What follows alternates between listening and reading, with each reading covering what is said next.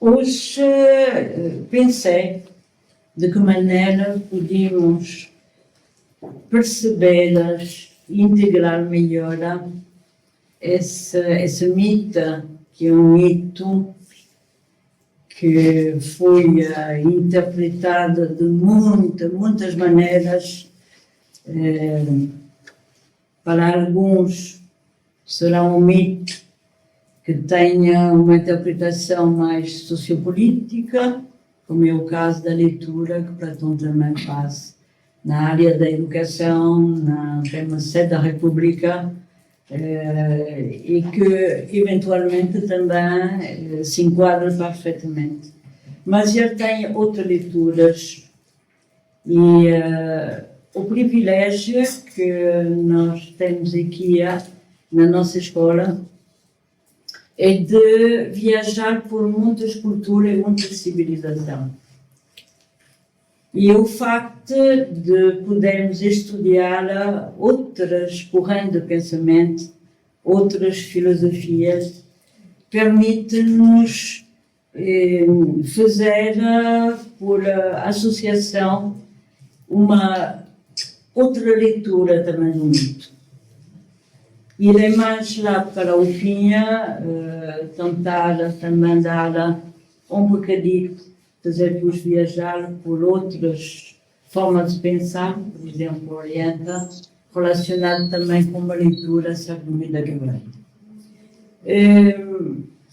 O que eu vou trazer hoje também, porque eu penso, bem, cada pessoa, com certeza, já conhece o mito, porque é muito falado. Quando falamos de mito, é logo o primeiro que nos venha à memória. Há muitos mitos. E podemos dizer que os mitos são o sobrevivente da história. Por que sobrevive? Porque traga uma mensagem de verdade que é atemporal. Os homens podem esquecer os mitos, porque falta-nos memória histórica, mas os mitos perduram. E eles assumem várias formas, até que as verdades do qual eles tragam-nos elementos importantíssimos sobre a realidade humana possam ser atualizados. Até lá, continuaremos a ter novas leituras dos mitos. E provavelmente o mito da caverna, ao meu ver, é um dos mitos mais atuais. De lá que iremos primeiro fazer... Não se trata hoje do seminário. Vamos dizer uma conversa, vamos ter acerca daquilo que é a caverna digital onde nós vivemos hoje. Vou tentar vos dar uma outra versão, a versão dos tempos atuais. Porque não há nada melhor que aquilo que presenciamos todos os dias para podermos tomar contato com uma parte das verdades que aqueles mitos contêm. Saber que a palavra mito, mitos, significa aquilo que contenha uma verdade. Bem que a verdade hoje não é muito aprazível, porque contraria aquelas que queres, através de uma desinformação, através de uma manipulação da liberdade de expressão, manter o seu poder. Isso não é novo e continuará com certeza até que a humanidade aceite de passar a utilizar a sua capacidade de pensar livremente, sem preconceito, sem medo, acerca daquilo que é o verdadeiro.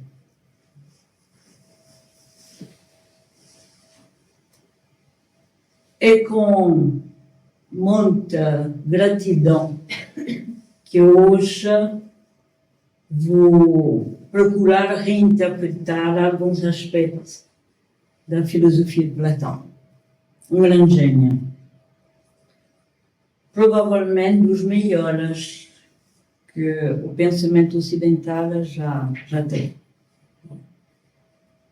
Ele viveu numa época onde também havia grandes transtornos política, social, e independentemente da sua formação, que se realizou durante muitos anos, passando também por uma estadia no Egito, ele soube unificar um conjunto de doutrina, alguma anterior ao próprio Platão, e não esquecendo que Platão foi discípulo de Sócrates, e que quando estudamos o pensamento grego, normalmente falamos daqueles que estiveram antecedor de Sócrates, pré-socrático ou pós-socrático. E o facto de ter Platão escolhido Sócrates como o seu mediador, o seu porta-voz, fez que o exemplo do Sócrates clássico, não confundir já, fosse recordado e amado por todos. Por quê? Porque ele foi um exemplo de humanidade.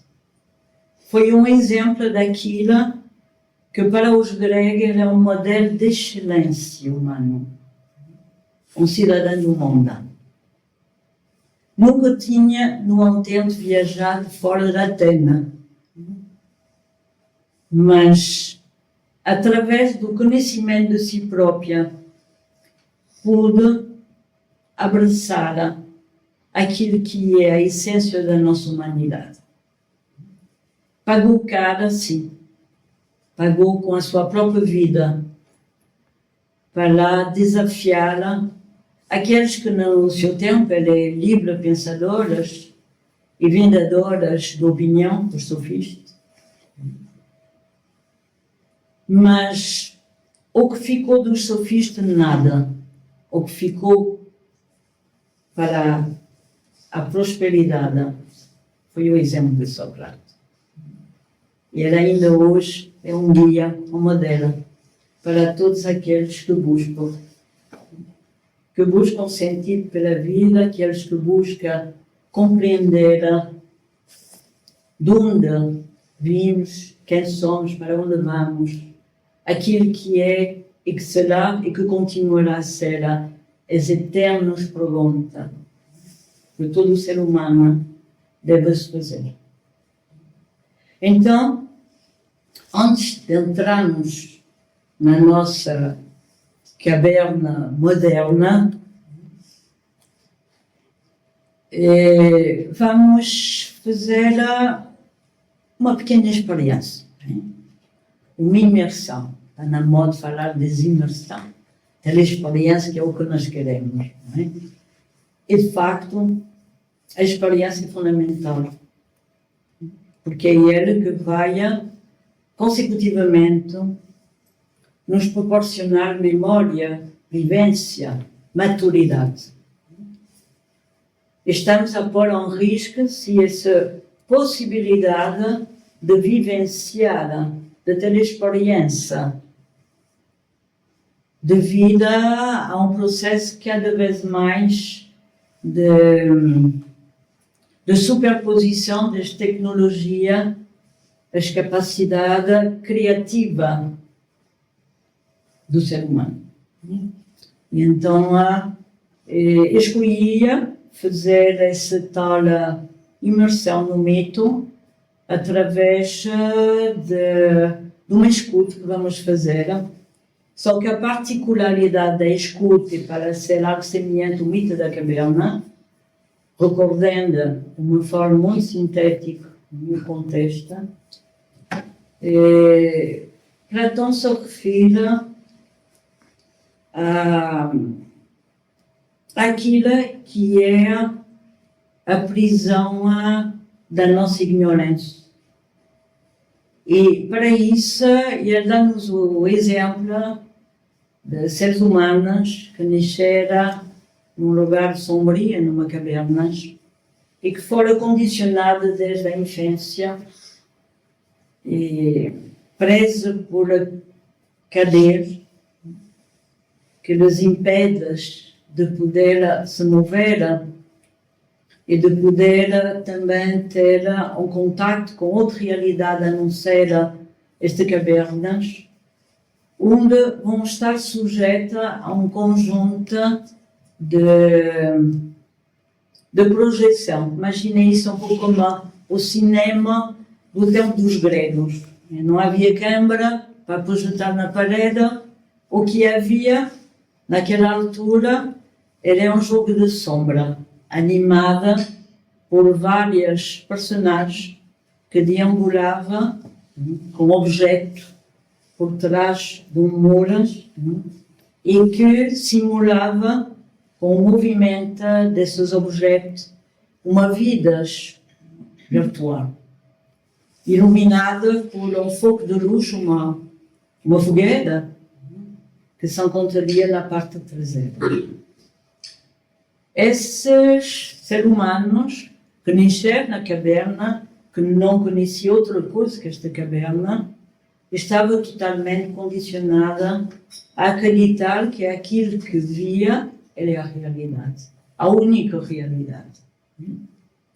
Até que surgirá uma oportunidade de um desses prisioneiros de conseguir virar-se e procurar, através de um longo corredor sinuoso que conduzia até a saída da própria caverna, irá procurar a fonte da luz, desta luz misteriosa que dava vida às sombras.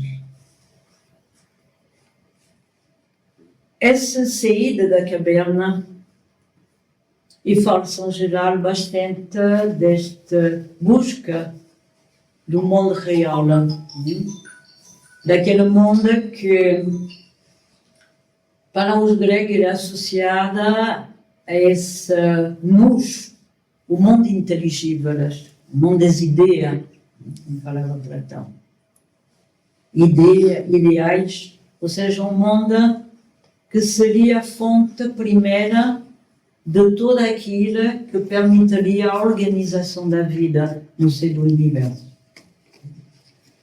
Na caverna, o que reinava é sugestão acerca da animação que ocorria do jogo de sombras e que estava relacionado com a doxa, ou aquilo que é chamado mundo da opinião. Ou seja, aquilo que não passa de uma sugestão e de uma tentativa de aproximação da verdade e daquilo que pode parecer para cada um verdadeiro. Então, o que vamos fazer? Vamos imaginar que estamos na caverna, fecha os olhos. Essa sensação daquilo que é de estar, não é, submetida, e como seria estar neste mundo, para não dizer sinistro.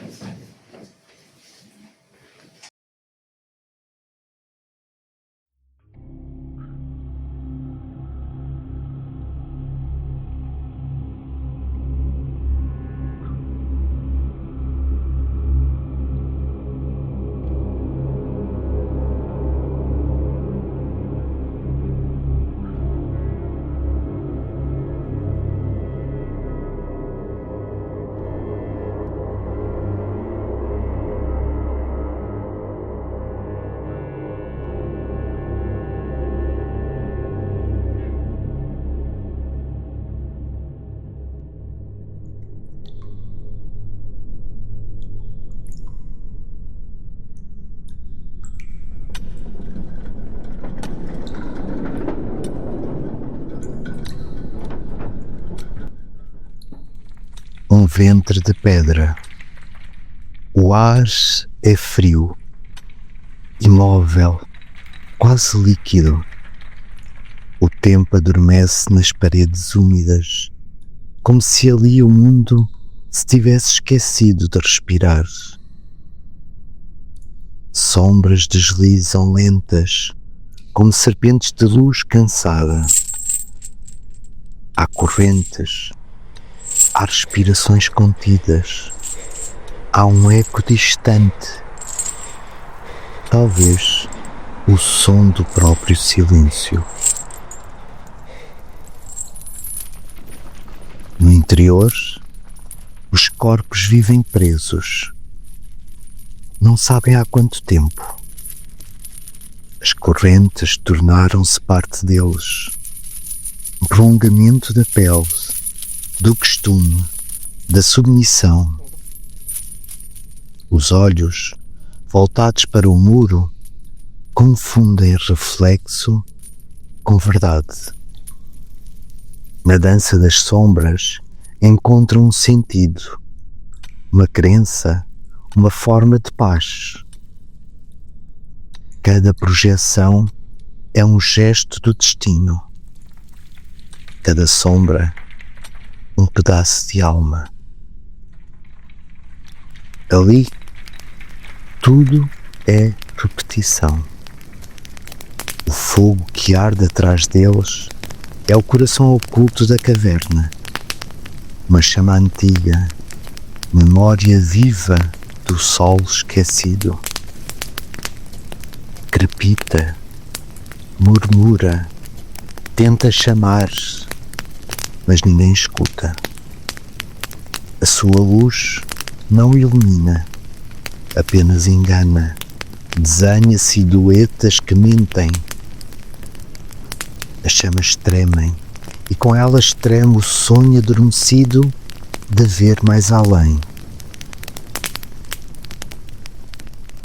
Um sopro atravessa o espaço, talvez o vento, talvez o pressentimento.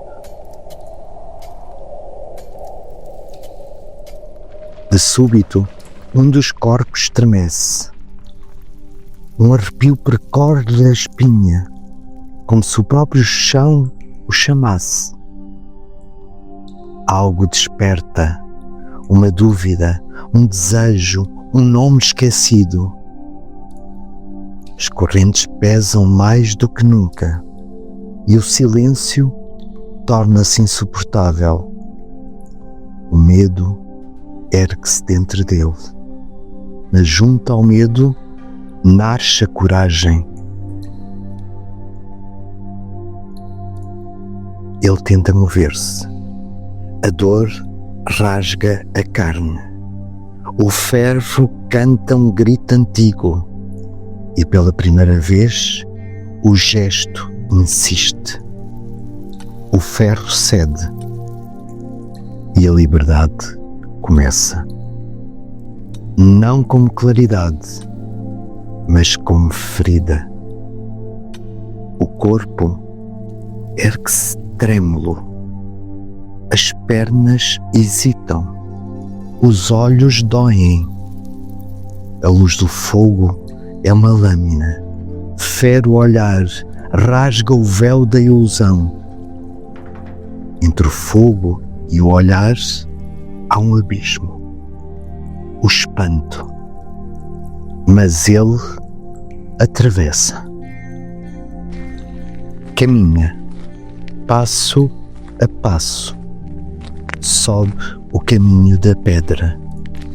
Cada degrau é uma morte, cada lampejo um renascer. O túnel é estreito, o ar mais leve.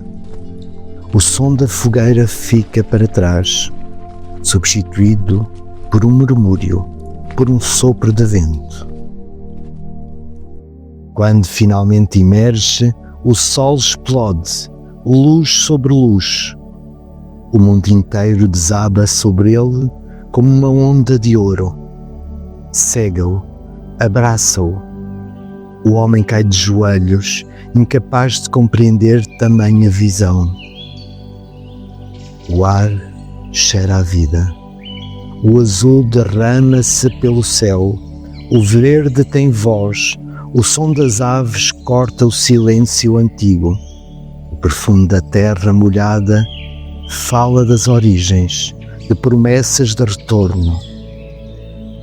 A beleza dói. O real é demasiado vasto para caber no olhar.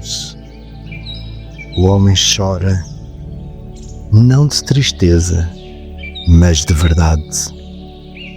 E compreende. O que antes chamava de mundo era apenas sombra. Agora vê, agora é.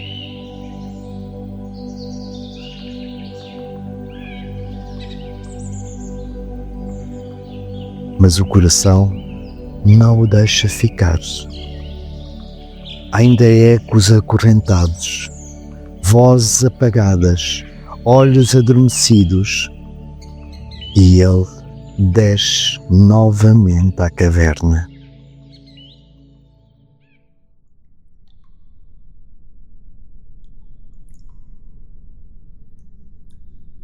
O caminho de volta é mais frio.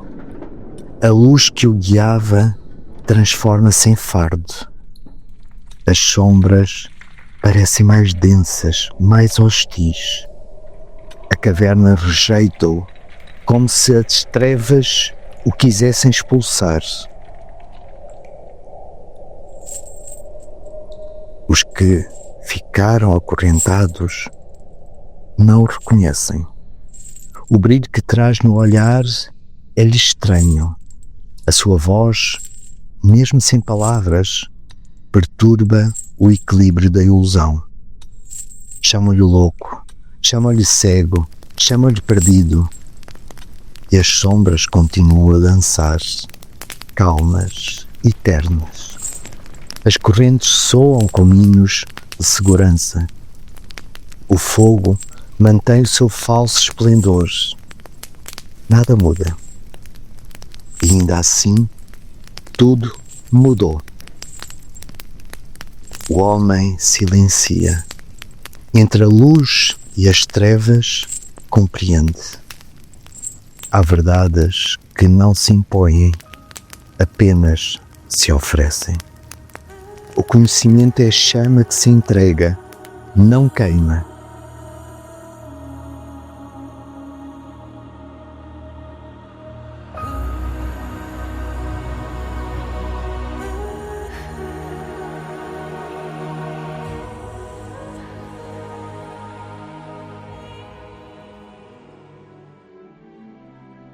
Ele levanta o rosto. Nos seus olhos, o reflexo do sol que já não se apaga. A luz toca-lhe o semblante e a caverna, por um instante, parece respirar. Como se, no fundo das pedras, a própria escuridão começasse a lembrar-se da luz.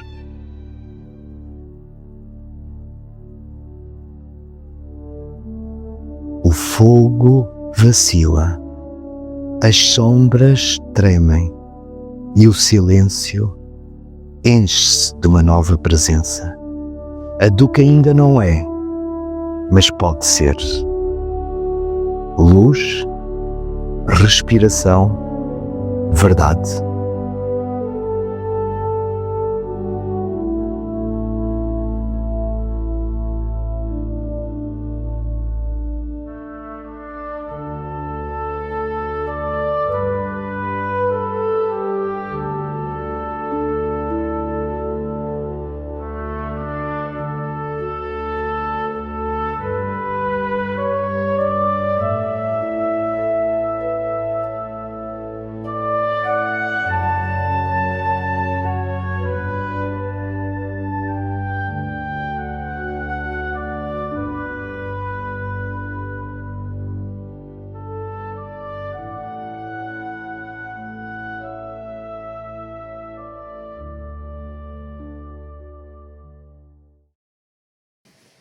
Eu não sei se é convosco, a minha, a primeira vez que eu ouço, mas comove-me muito, pensando que ainda estamos de facto lá, ainda continuamos. Há muitas leituras que podemos fazer à volta do mito da caverna. Eu vou só jantar numa outra parte, recordar essa ideia da pedra. Saber que a pedra é o elemento-chave na alquimia. Ou seja, a alquimia fala da transmutação do chumbo em ouro. É o mesmo que falar do carbono em diamante. Ou seja, o potencial de luz está em toda parte. Basta que haja fricção, movimento, vida, para que pouco a pouco aquilo que aparentemente não é, parece adormecida, desperte. É um pouco como a lâmpada do Aladim, que tínhamos que esfregar para que o gênio pudesse emergir. Mas é muito bela. No fundo, aquilo que também encontramos aqui, essa ideia do homem prisioneiro da sua identidade transitória, que também é feita de matéria, evidentemente. E, ao meu ver, há uma parte importante no mito que nem sempre é falado, enfim, é vista como praticamente um esforço inútil, que é o regresso daquele que contemplou a luz verdadeira para dentro da caverna. Por amor, compaixão, solidariedade, humanidade. Que é um sacrifício enorme, porque uma coisa é podermos todos ter a essência de nos libertar. Mas outra coisa é, depois de termos tido acesso à verdadeira liberdade, ou à libertação, que é o nome que se deve dar-lhes, ter que fazer novamente o caminho inverso e ter coragem.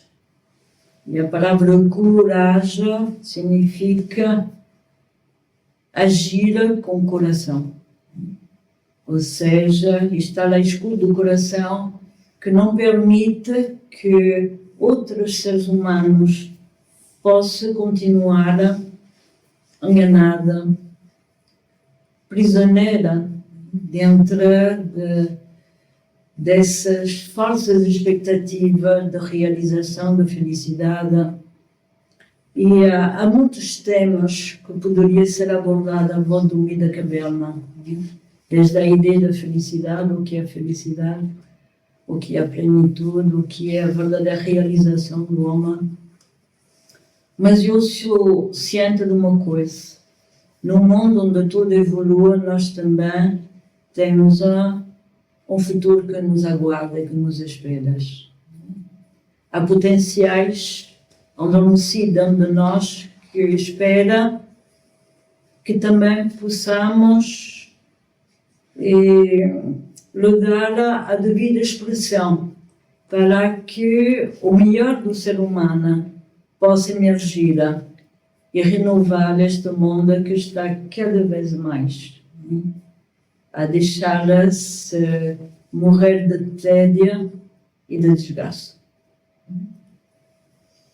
Poderão-me dizer, é duro, até porque ao regressar ele é visto como um marginal, como um inimigo, como aquele que quer destruir as tais ilusões tão cômodas, tão acessíveis para uma paz temporal.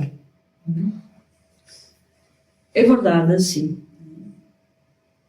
A vida do filósofo não é uma vida fácil, bem que cada um de nós tenha esse potencial de filósofo dentro de si.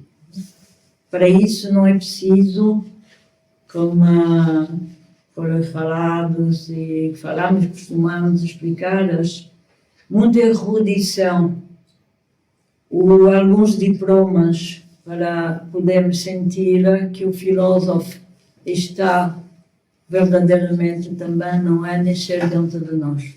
Basta aspirar à verdade, querer ter essa capacidade e opção de desafiar o mundo que se nega a querer libertar verdadeiramente o homem do sofrimento.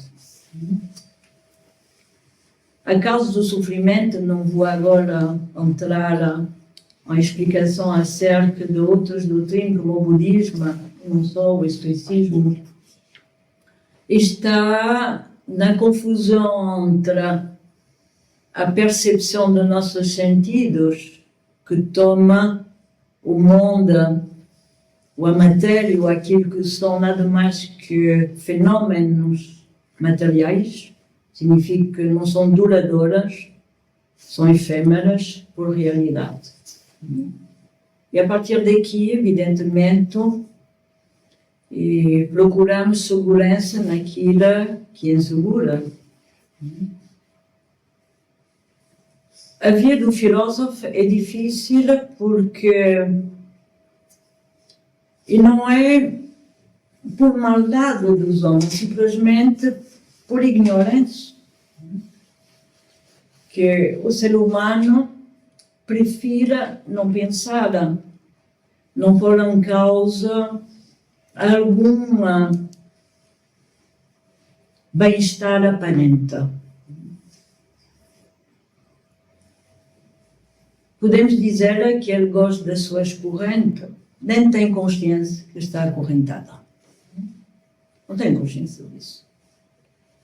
No entanto, todos nós falamos de liberdade. Não há liberdade para aquele que é responsável por manter acorrentada a alma, que só tem uma aspiração, que é de explorar a infinidade das possibilidades de conhecer e a si próprio o universo. De lá que o ignorante, o pior dos ignorantes é aquele que não sabe que não sabe. Esse é o mais comum, é o estado geral, não sabe que não sabe. Nasceu, é uma obra que se chama A Voz do Silêncio, um livro profundíssimo do Tibete que fala disso, não é? Todos nós nascemos na sala da ignorância. Não sabemos que não sabemos. E vamos ditando aquilo que todos temos que repetir e que tenha uma aproximação àquilo que pode ser a realidade. Não será com certeza a realidade última. Onde não questionamos isso? Acomodamos. E este também fala que há outra, que se calhar é uma outra forma de ignorância, que é o ignorante que está convencido que sabe. Boa. Ou seja, não quer desistir nem por nada das suas opiniões. Simplesmente tem medo de se expor ao fogo da dialética, do pensamento que queima as sombras. Nós não somos muito fãs de praticar dialética, Dialética significa isso, pôr à prova de fogo o nosso pensamento, através da investigação, através do conhecimento e, sobretudo, uma predisposição para não fechar os olhos àquilo que pode eventualmente estar errado. Ou seja, a abertura do espírito. Aí chamamos a liberdade do pensamento.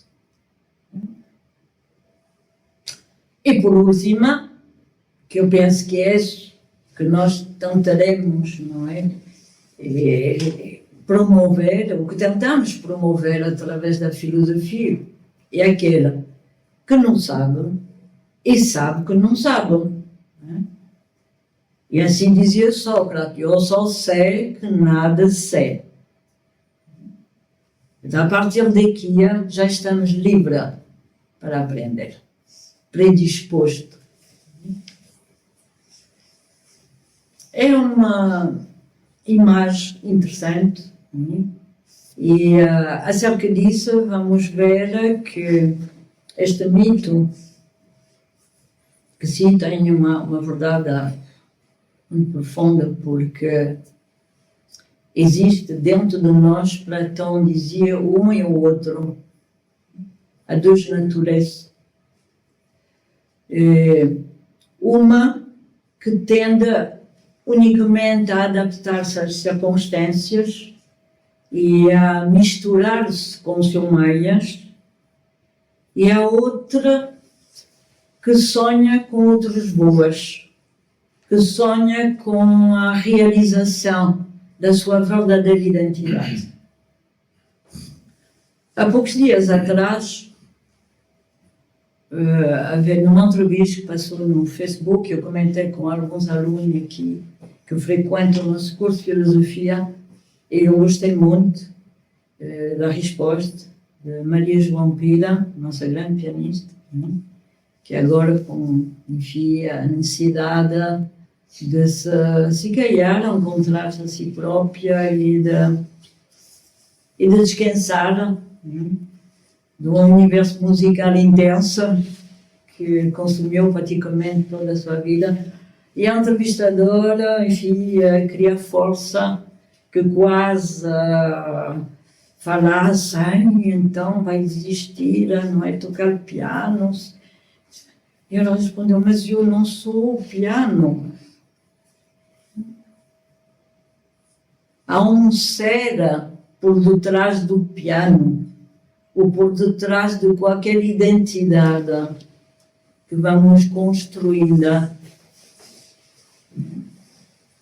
Porque quando nos pergunta quem és tu, e então nós normalmente respondemos associando a nossa função à nossa identidade. Isto é errado. A função pode mudar. É passageira. Nem sequer tocar piano, no caso de Maria João Pira, não é? Que nós acolamos o piano. Não, ele diz: eu não sou um piano. Sou uma alma que busca e que se quer encontrar. Maravilhoso. Esta mulher mostrou uma sabedoria de vida incrível. No fundo, o que pretendo vos dizer que é um e o outro dentro de nós, significa que nem sempre vivemos em concordância. Entre o ser e o parecer há muitas engas, há muitos conflitos. Um não quer largar as oportunidades de vincar o seu ego. Porque o ego, eu reis a palavra egocentrismo, egoísmo, eu é que sou bom, eu sou isso, eu que sou aquilo. E o outro sussurra que afinal, se aprender a renunciar um pouquinho a esta, enfim, imposição do ego, pode receber muito mais, cedendo espaço. É o que dizia Sócrates. O que é a filosofia? Não é acrescentar nada. Nada. Ele dizia, filosofia é eliminar tudo aquilo que é substituível, inútil. Está mais. É tirar a roupa. É a roupa. É ficar despida. Despojar, despida, a mesma raiz. E podemos pensar e renunciar. Não, nem pensar. No entanto, aquele que renuncia é aquele que irá pelo caminho da liberdade. Liberte-se. E para se libertar tem que haver qualquer coisa. Não podemos nos libertar do nada. Temos que nos libertar daquilo que condiciona esse nosso caminho de alcance, de dimensão mais sutis, mais rico em vivência e em densidade. Renunciar é uma parte de libertar-se. Não é um sacrifício doloroso que se doia. Bem, se calhar, é capaz de doer um bocadinho, sobretudo se temos que renunciar àquilo que mais gostamos. E o que a gente gosta mais? Do seu tempo. O tempo é dinheiro. Quem é que vai passar umas horas a estudar filosofia enquanto pode estar a fabricar a riqueza para o amanhã? Nem sabe se essa riqueza não vai ser depois, não é? Por circunstância da vida, porque tudo se transforma, não será levada e tudo bem provou, não é? De qualquer forma, um dia ou outro, deixaremos tudo para trás. Não vale a pena se apegar muito, diz-vos já, não é? Então é melhor aliviar um bocadinho os pés e perceberes que esse um e esse outro pode perfeitamente trabalhar junto. Um pode ser o espelho do outro e proporcionar um modelo, um exemplo para aqueles que não acreditam que é possível, quando já não foram em si capazes. E não era especialmente bonito, só que ela era muito feia, mas tinha uma beleza interior que atraía a juventude que na abelhinha não é para as flores. Há outras belezas que também são riquezas para a alma. E tentes que um só, no meio da caverna basta um, para que o outro se levante. E assim se faz a história, assim se fazem as grandes mudanças, as grandes revoluções sociais. Aqueles que estão em frente a movimentos importantes, o Gandhi, toda a gente admira, uma pequenina, aparentemente não valia nada o homem. Metiu a Índia a marchar em prol da defesa das liberdades. E tantos outros que eu não vou citar. Não é preciso muito, é preciso que haja essa conversão interior que permita que a força, ao invés de ser despojada na ganância, possa reverter para a dignificação da vida humana. Essa é a mensagem. E a nossa mensagem aqui também na Nova Europa.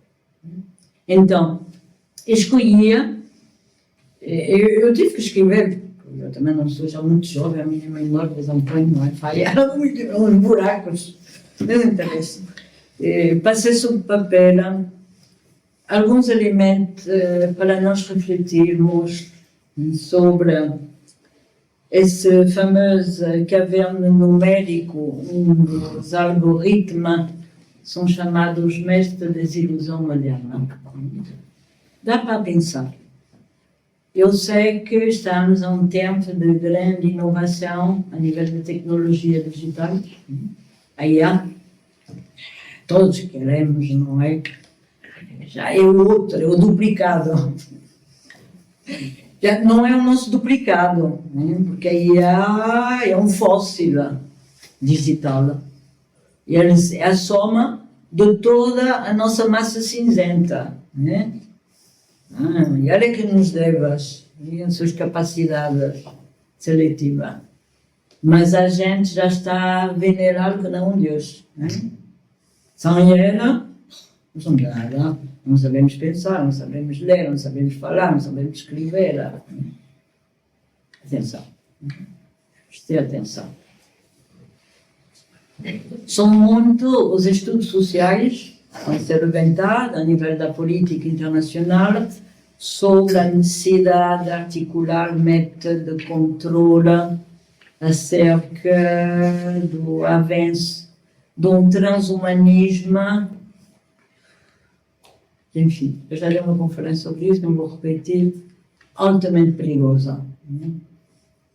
Altamente perigosa. Então, vou passar a ler algum breve comentário, que assim será mais curta, depois podemos conversar um pouco, se quiser, sobre isso. Podemos dizer que hoje as correntes não são visíveis, pelo menos no Ocidente não tenta.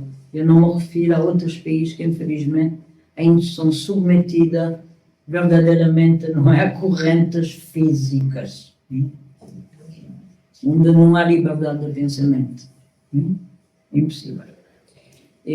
As paredes não são um muro de pedra, são os ecrãs. Todos eles. Os mais sofisticados, cada vez a mais, não é? Na altura, então, aproximação do Natal, eu recebia. E as sombras são os algoritmos. E quem são os prisioneiros? Somos nós. Somos nós. Vamos lá. Vamos lá. Então, essa caverna numérica produz várias coisas. Bem, primeiro, a ilusão. A falsa percepção da realidade, assim, é o mundo virtual. Nos faz assumir, não é? Sombras por realidade. Há também aquilo que é chamado o novo arqueia numérico. O arqueia era um conceito clássico do período pré-socrático de Tales de Mileto, que deduzia que o princípio primeiro de todas as coisas era a água. E hoje fala-se do arqueia numérico, que funciona um pouco como aquilo que se dá aos algoritmos, não é? A água, que se infiltra como manteigas e permite a intercomunicação de todas as coisas. Vocês tenham, e a ideia da teia está presente, e permite a circulação da informação. Esses algoritmos penetram cada aspecto das nossas vidas, mordendo as nossas escolhas, gosto, relação. Todos sabemos isso. Se vou a um motor de busca, qualquer link, aparece-me logo a seguir não sei quanta solicitação associada à minha procura. Somos assaltados, não é? Praticamente.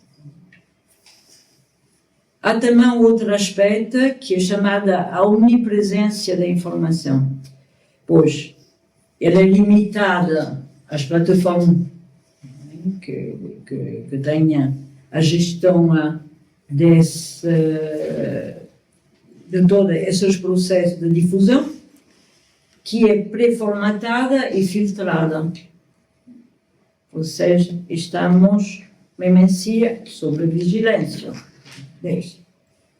existe um grande poder por detrás disso tudo, que não é os partidos políticos. O que existe são oligarquia tecnológica, que consegue também condicionar todos os processos de mutação no seio da sociedade. Esse nome que se lhe atribui, esses 5 grandes, que são sob o domínio dos Estados Unidos da América, GAFA, que tem a ver com as camadas básicas, não é? Do recolho de dados, de informática, que é a coleta de dados, armazenamento de informação, capacidade de processá-la. São 5 grandes: Google, Alpha, Facebook, Amazon, Microsoft. Esse é que governa o mundo. Certo? Tenha a supremacia, o poder econômico. Por isso são chamadas oligarquia.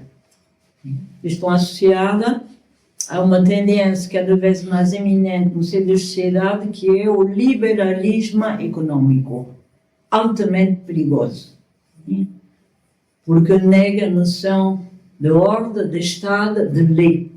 Cada uma é interdependente ou independente de qualquer sistema. No entanto, existe teia. Pensem na Uber, por exemplo, os políticos independentes, os independentes que existem por aí. O liberalismo tem muito que se diga. Não vou também aprofundar esta parte, porque requeriria pensar muito bem sobre isso. O que a esquerda, o que pretende, é a anulação de tudo aquilo que pode se tornar símbolo de ordem, de hierarquia, ou seja, sistemas de controle. No entanto, eles próprios querem ser o dono, não é, do controle, mas é de onde cabe, não é, de todos aqueles que podem, evidentemente, ser a sombra perigosa, não é, para lançar o seu tentáculo economicista, e vamos ver que tem consequência enormíssima, sobretudo em relação aos valores humanos. O que se promove hoje é um saber sem consciência, ou seja, erudição sem reflexão. É muito fácil hoje ter uma redação perfeita ou qualquer texto corrigida, tradução, etc., feita, não é realizada pela IA. Isso faz que cada vez mais baixamos a guarda em relação às nossas capacidades cognitivas. E isso é perigoso, sobretudo quando falamos na área da educação. Há muitos países que já estão a dar para trás, a tentar eliminar o digital nos primeiros anos, não é, de formação dos mais jovens, exatamente porque já se notou os problemas que vão acumulando. E porquê isso? Porque acreditamos naquilo que nos reconforta e que nos interessa. E normalmente recusamos todo aquilo que nos exige algum esforço. Isso é a tendência inata no ser humano. Ou como eu disse, chama-se isso comunismo. O culto também da imagem, parecer ao invés de ser um simulacro de, e que estamos no transhumanismo com o ser humano duplicado, ou seja, é o reflexo de.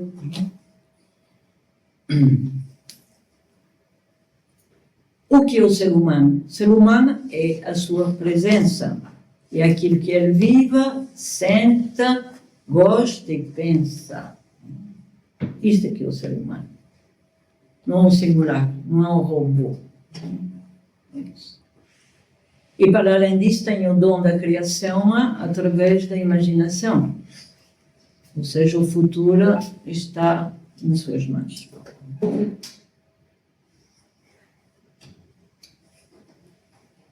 O que é a verdade?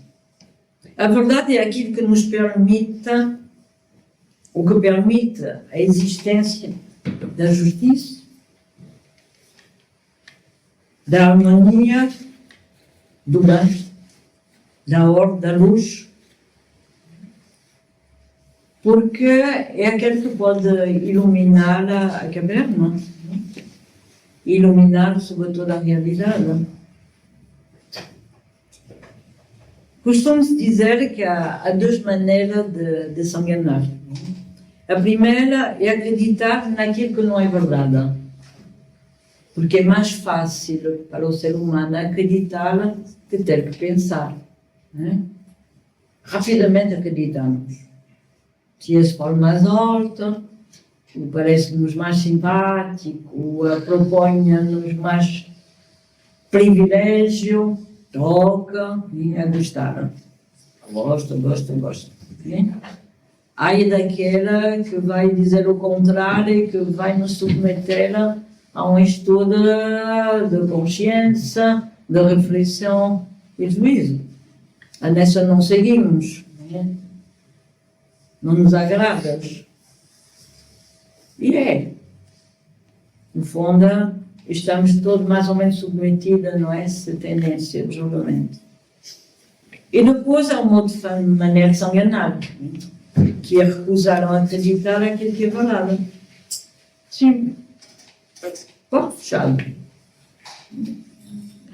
Não quero. Eu sou assim, nasci assim, vou morrer assim. Ponto final. Eu posso vos dizer que é um segredo da juventude, e a filosofia é mestra nisso, e que aquele que a pratica no cotidiano e que procura fazer ginástica mental. Né? Eu sei que nós estamos habituados ao ginásio mais para pôr o corpo em movimento. As escolas de filosofia são ginásios da mente. Né?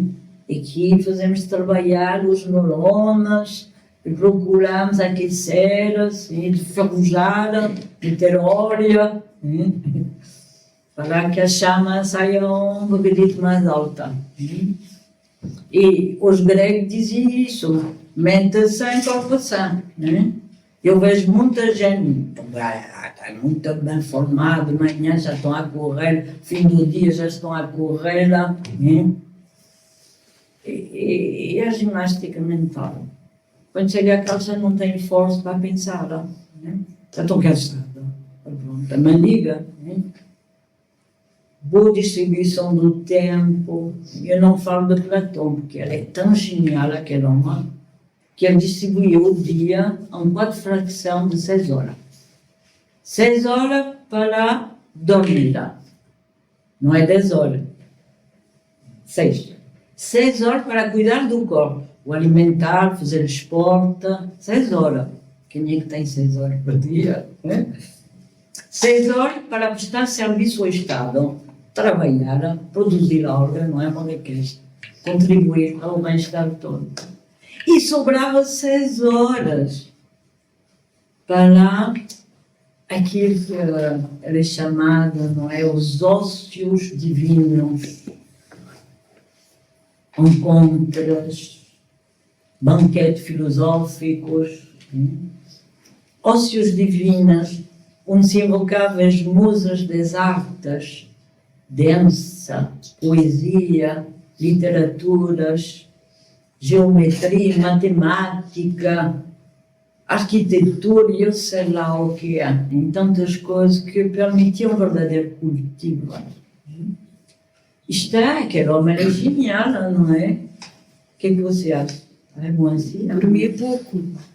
Era o suficiente para ele. Se calhar, mas sabe que dormimos muito, o mundo cansa nos tempos, que perdemos tanto tempo para nada, basta nos deslocar ao trabalho, já perdemos, não é? Não sei quanto tempo no trânsito. E não falar de outras perdas de tempo a divagar e a não saber o que é que andamos por aí a fazer. Racionalização, né? A ideia que o filósofo pensa nas nuvens, não. Ele é que sabe usar a vida. E mais, intensifica a sua vida. Ou seja, consegue viver ainda mais. Né? As coisas mais saborosas, cada uma. Tem que ser dito. Eu, há 40 anos, já estou nisso. E não me sinto assim ainda acabada. Ainda tento me interromper e dar para o outro lado. E a gente que tem a minha idade, não vou dizer, mas já vai, não é? Pelo número 7, que já está acabadíssima. O mundo acabou. Porque eu já não tenho entretenimento do trabalho, já não tenho entretenimento da família e já não cultivo o sonho para além daquilo que a sociedade lhe prometia. Alguns ainda passam a vida a viajar, tudo bem, pelo menos isso, viaja amplamente. Mas quem não pode, deixe-se morrer aqui aos bocaditos. Vemos, é triste, muito triste. Por isso, vamos ver os medos. São vários. Primeiro, o medo desconhecido. Sim, porque quando falamos desse mundo da luz, do mundo inteligível, o que é isto? Nós estamos mais habituados àqueles que nos propõem a visão futurista como tenta e com seres em si, a robô, são todos monstros. Normalmente não chegamos mais além disso. O mundo invisível está repleto de monstruosidades. Gente feia. Assassinas e não sei o que mais. Quando falta-nos vida interior, pois, a partir daqui, o desconhecido é um temor. E há que investir. Porque essa ideia da cultura, hoje em dia, cultura é igual, e por isso se chama, vivemos numa sociedade do divertimento. As pessoas divertem-se. Isso não é cultivo interior. Há alguma coisa, vamos tirando, tal, que irá por lá, mas perdemos a capacidade de contemplar. E, ao meu ver, ela é das práticas. Nos exercícios espirituais da antiguidade, a contemplação ela é uma grande capacidade de fusão com outros tipos de realidade. Só que a gente tem um medo do silêncio e de ficar parado, toca a programar não sei quantas coisas para não ter uma mentinha, não é, de intervalo. É o ativitismo ao máximo. E obrigamos as nossas crianças ainda mais a não ter um quarto de hora de tempo vazio. Tem que estar sempre a fazer coisas para ver se eles crescem, não é? Com capacidade aparentemente cognitiva. Nós o constatamos e cada vez é pior.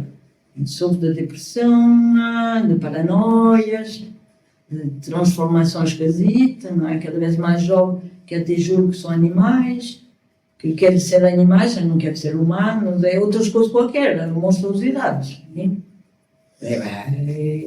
Onde vamos? É isso. Então, essa falta de vida interior é. Tem só mais o medo da transformação, porque exige esforço, temperança. Aquilo que eu dizia há pouco, preferimos acreditar que conhecer. Eu acredito numa coisa e pronto, já estou. E a minha crença tem que servir os meus propósitos. Transformá-las é a lei da vida. Só que ao invés de ser obrigado pelas circunstâncias, não sei se ele é Platão, acho que ele é Platão, dizia, não espere por uma crise para mudar o teu procedimento.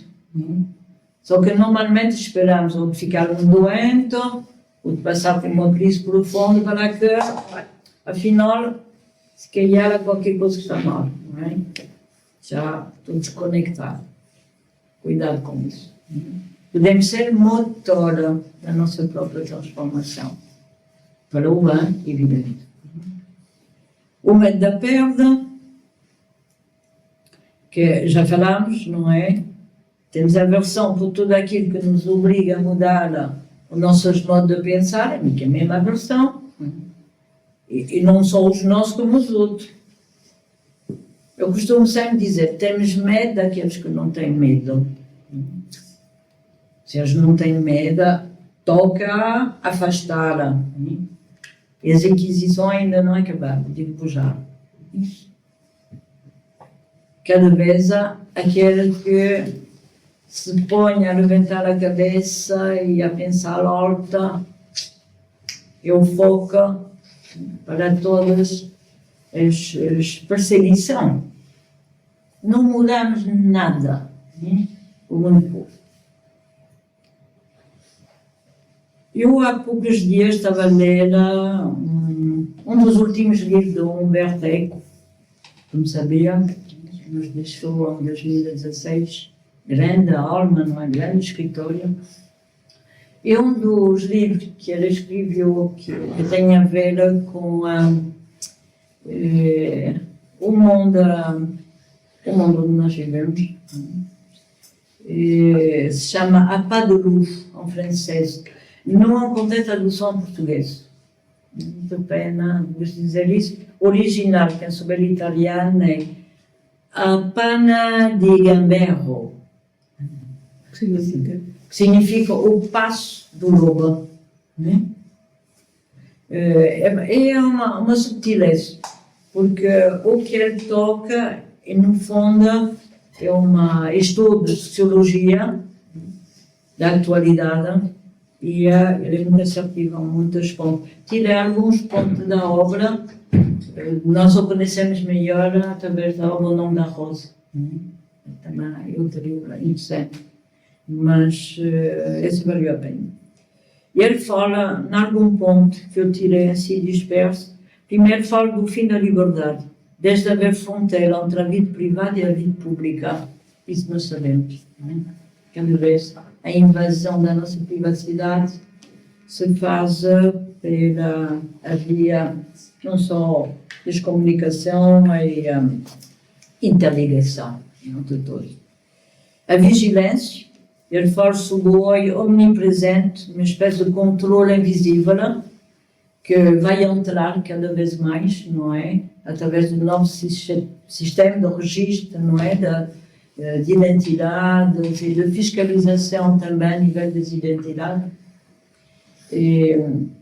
A nossa identidade é o rastro para todos os negócios.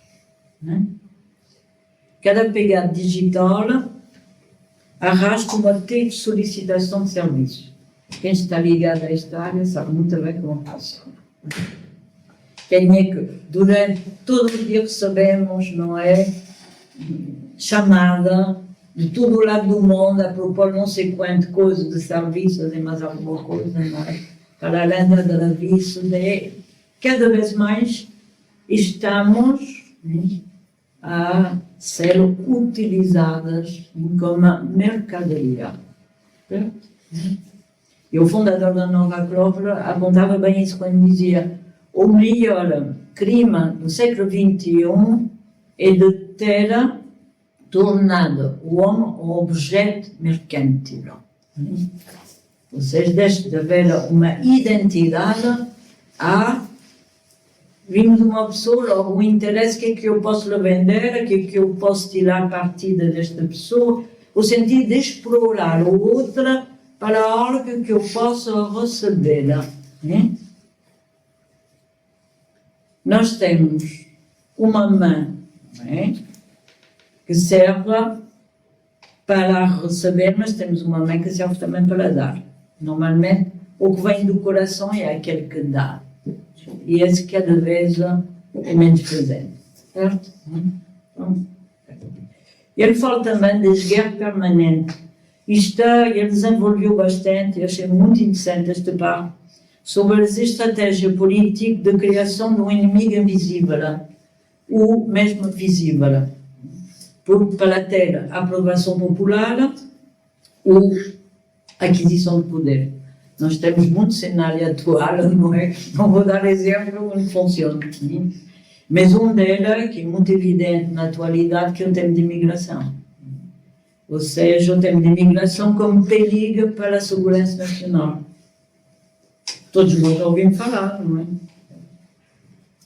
Cria-se um inimigo e a gente fica todo focado, não é? Esses é que são os manda-filhos, esses é que são os responsáveis de desgraça e tal.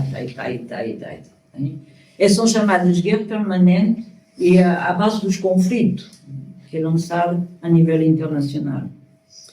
Ele fala também da inteligência de vivências, pois, quanto menos vivência, viva-se mais o virtual. E a gente está há muita brincadeira, como o mundo atual, a cadeia, o mundo, só se vê pessoas assim, não é? De manhã até à noite, não é? E para além dos fenômenos virais, que aquilo ainda piora. Né? Bem, ele fala da desinformação, manipulação mediática, ligada em parte também a uma necessidade de perda de memória históricos, ou uma forma de esquecimento seletiva em relação à veracidade dos fatos. Manipulação da história. Isso é mais que evidente. Ou também uma forma de reinterpretação do passado. Não sei se estão cientes, se gostei de ler, por exemplo, quem gostar de biografia histórica, cada vez é mais difícil encontrar biografia genuína, ou seja, assente sobre dados e informação concreta. Normalmente são romanceadas, ou seja, são adaptadas a quem escreve, não é? É uma espécie de versão fantasista no seio da literatura que deveria ser um fundamento de divulgação e de difusão da história e da nossa identidade. Depois, ele fala dos fogos da realidade, dos novos profetas do ecrã, há muitos artigos acerca disso, que são os mutantes, os robôs, a duplicação de identidade e os riscos que isso também está associado. Vivemos naquilo que se chama desmaterialização do mundo. Ou seja, o homem augmentado, a dependência virtual, tirou o sabor das coisas genuína e pura. Simples. As pequenas coisas que dão encantamentos à vida, faz que a vida se torne bela. E não são em si tão poucas. Se falarmos então a nível das relações humanas, da convivência, no seio das famílias, no seio da sociedade, e estamos a perder muita coisa. Em muitos momentos de felicidade passa-nos ao lado porque estamos muito atarefados.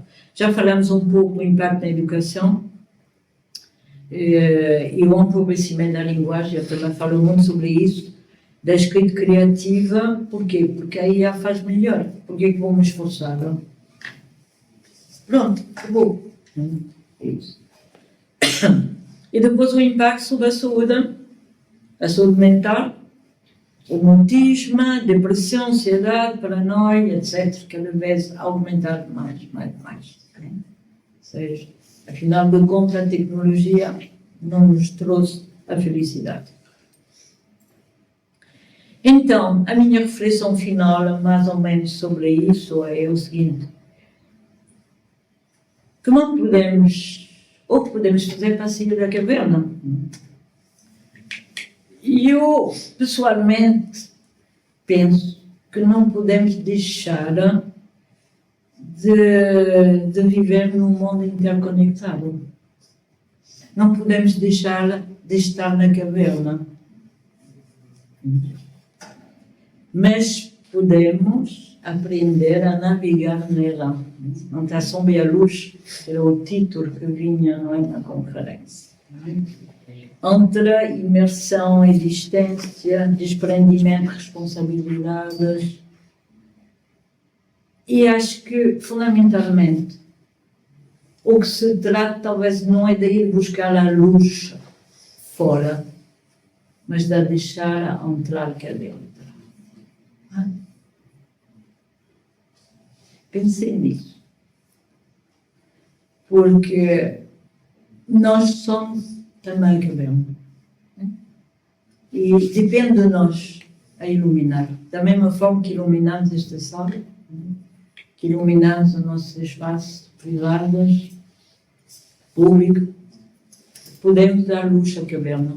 Essa é a nossa missão como humano. Não é fugir do mundo, é entrar nela, é ser solidária dela, contribuir para ela. E só podemos o fazer se queremos realmente mudar algo deste mundo e começar a mudar algo dentro de nós. Não há outra solução. Não basta sair da caverna e buscar a luz. Isto é muito bonito, certo? E muitos já o fizeram, o tentaram. Sair do mundo, se refugiar fora do mundo. Não resulta. Não se pode fugir a esse compromisso com o qual todos nós estamos vinculados. Todos somos filhos do mesmo pai e mãe, se queria, do céu e da terra. De Deus, mulher e homem. O interpretei como querias. Todos somos filhos da mesma essência. Nunca poderemos ser felizes enquanto houver ser infeliz à nossa volta. Não sei, convosco, penso que deve ser quando vemos notícia, não é? Tão triste ver pessoas que choram porque o seu país está em guerra ou porque perderam familiares. Isto não toca o coração, não é? Somos seres humanos. Não podemos aceitar isso. Não podemos. E não há nada que nos torne mais felizes que ver os outros felizes. Porque o amor é a maior riqueza deste mundo.